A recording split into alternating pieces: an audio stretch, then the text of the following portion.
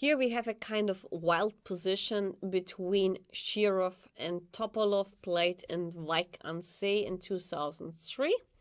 And well, not quite surprising that Shirov, known as a very aggressive attacking player, caused such a mess on the board. And funnily speaking, also Topalov is someone with a very aggressive style.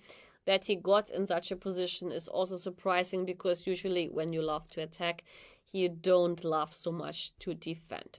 But let's see what's going on, because here actually, like, just trusting your intuition, a lot of candidate moves arise, like bishop g3, rook d4, rook takes d8.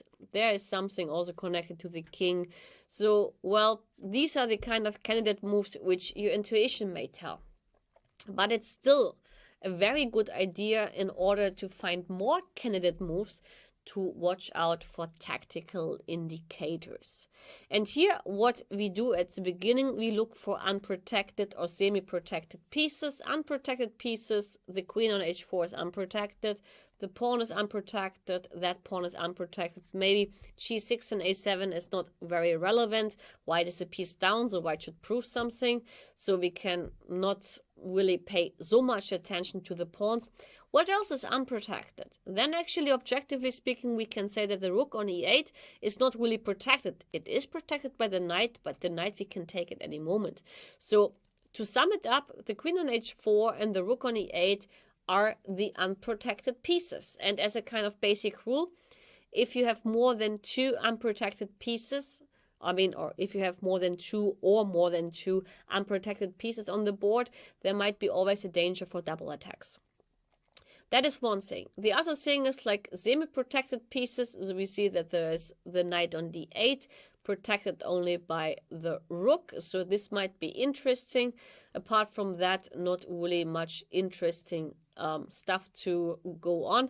We can easily see that after taking on d8 and taking on e6, there is no improvement, as the king can run to h7.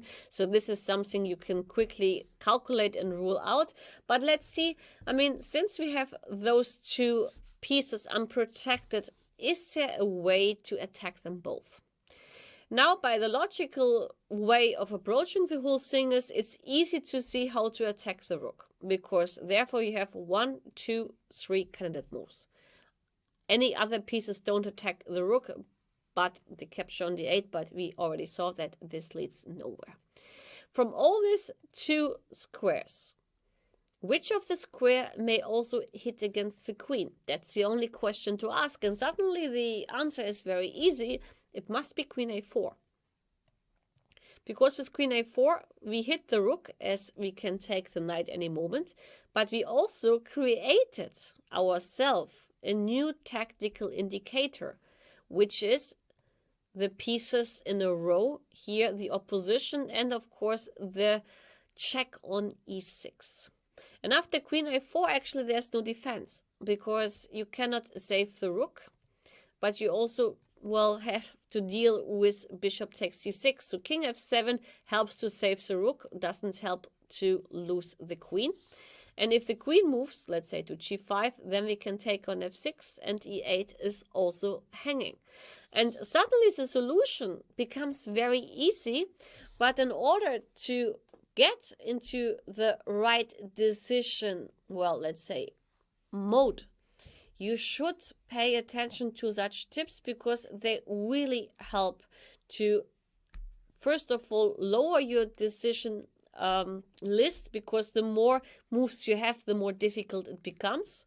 And second, also to choose the right candidate moves in order then to find the right solution. And queen a4, of course, is not the move which comes to your mind at the very start of this position. I also solved this position a long time ago, and the only thing I calculated was bishop g3, rook d4, and I really wanted to hunt down the queen, because I believe that the queen doesn't have many squares, but actually g5 and h3 are enough squares. For example, like bishop g5, bishop g3, we can answer by queen h3 or queen g5 without much issues.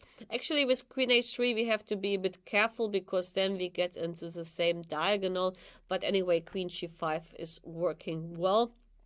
And in case of rook d4, also here queen g5 seems to be the most easy move. Maybe you can take on f2. But in any case, queen a4 here is the right move without much difficulties.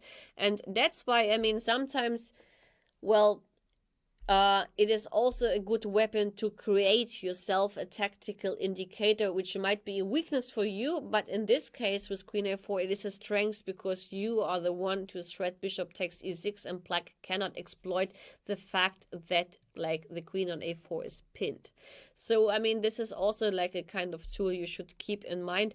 But in general, like when you have little time, it's always a useful idea not to put pieces too much on unprotected squares or in a rail file or diagonal, and I promise you, you will eventually blunder less.